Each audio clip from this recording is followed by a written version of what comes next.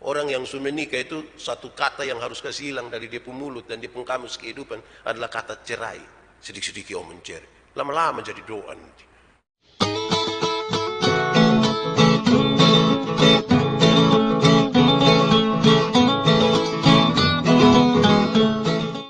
Lalu bagaimana dengan anak sulung?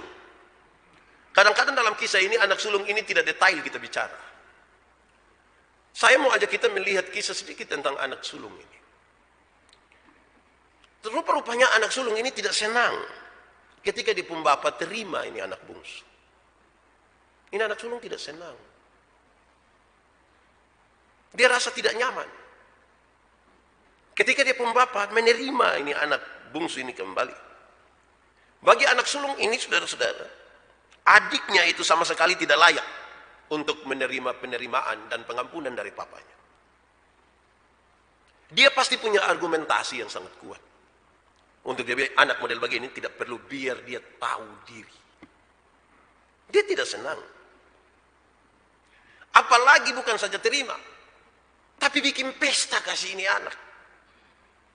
Menurut saudara, kalau saudara kerja di rumah setengah mati begitu, terus anak satu yang foya-foya pulang datang juga, bab tua panggang amekas dia satu ekor putar-putar baru. Saudara senang Biar terus bapak terus.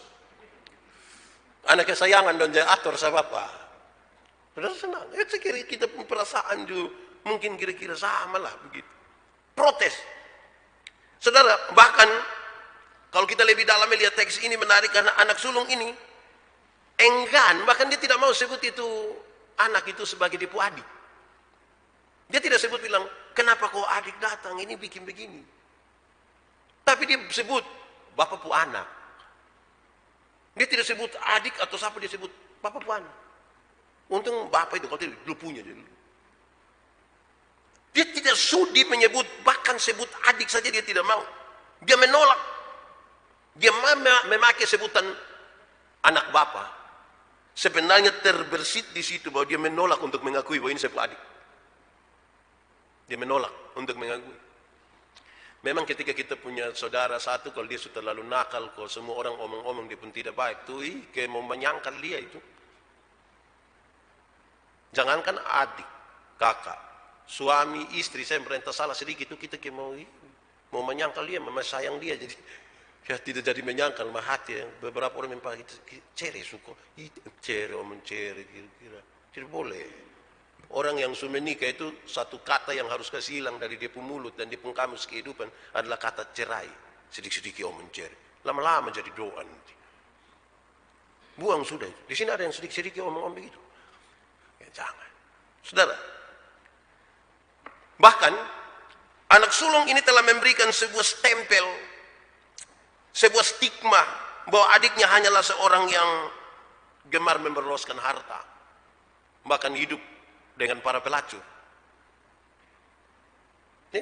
Anak ini hanya kerja kasih uang. Hiduplah dan pelacur-pelacur baru datang kembali. Dia bicara itu. Ini dia punya adik sendiri. Entah apa yang membuat dia seperti begitu.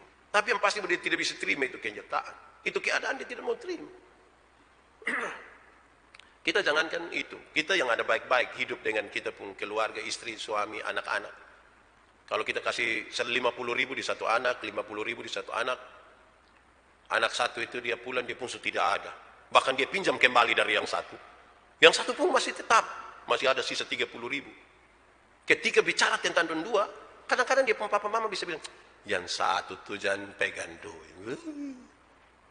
Habis memang. Persis kayak di pembapa waktu dulu. Kira-kira begitu. Jadi stigma ini dia pun kakak kasih. Singkatnya saudara-saudara, anak sulung itu tidak mau lihat sebuah realitas bahwa adiknya bisa bertobat, adiknya bisa berubah. Dia tidak mau lihat itu. Bagi dia yang salah itu salah. Bagi dia ini anaknya tidak pantas terima pengampunan. Padahal ada sebuah realitas lain. Kenyataan telah membawa ini anak ini. Sampai kemudian dia sadar akan sesuatu dan dia mau kembali. Tetapi dia pun kakak memang pikir tidak bisa. Tidak jujur terhadap realitas bahwa ada pertobatan dan penyesalan dari adiknya. Bahkan kebencian mungkin mulai tumbuh. Sehingga anak sulung ini memilih untuk tidak mau masuk rumah juga. Dia tidak mau masuk. Pasti waktu dia tidak mau masuk itu hanya dua saat. Dia mau duduk di luar saja atau dia lagi pikir kira-kira mau pindah ke mana. Kan dia sudah tidak bisa bersatu lagi dengan dia puadi gini. Saudara, saya kira ini hal yang kemudian menjadi catatan lebih dalam ini, saudara. Anak sulung ini ternyata hanya menganggap dirinya sebagai pegawai dari dia pembapa. Percakapan antara dia pembapa dan dia itu menunjukkan bahwa dia itu hanya sebagai pegawai upahan yang melayani perintah-perintah daripada dari papanya. Lukas 15 ayat 19 dalam pembacaan tadi. Kalau kita lihat, tanpa disadarinya atau dia sadar, ternyata selama dia tinggal bersama-sama dengan dia punya bapa di rumah itu, dia tidak pernah menganggap dirinya sebagai anak. Dia tidak pernah menganggap dirinya sebagai anak. Dia pikir dia pegawai. Karena dia hanya menjalankan kewajiban. Saya ingat dulu kami masih sekolah ke kos. Ada rumah satu, memang itu langsung sekaligus dengan kos-kosan. Jadi dia punya anak kecil, satu umur 3 tahun. Satu saat dia mama marah dia. Karena apa begitu? Anak bilang, sudah kalau begitu biar adik keluar ke adik kos. Hai, 3 tahun kos. Kan dia pikir dia ini kali anak kos ini. Bukan lagi anak kandung. Dia menganggap dia bukan anak. Dia hanya pegawai yang selama ini. Padahal dia pembapa bilang, hai, engkau sekian lama tinggal sama-sama dengan saya. Semua ini yang kau punya. Dia tidak anggap itu. Dia lihat pada sebuah kesalahan ini. Yang dia anggap sebagai kesalahan. Dia mau kalau boleh kasih dia seekor kambing supaya dia bersuka cita dan dia pun sahabat-sahabat. Selama ini dia tidak minta. Nanti pas lihat dia pun adik, dia pun bapak subunuh ame satu baru dia bilang, bapak saya selama ini tidak pernah kasih kambing anak satu kalau saya dan sepung kawan dong. Pasti dia bilang, coba bapak kasih saya satu kok. Saya dan sepung. Mulai banding-banding itu. Saudara, anugerah yang berlimpah di rumah tidak dipandang sebagai ungkapan kasih, tetapi dianggap sebagai pahala.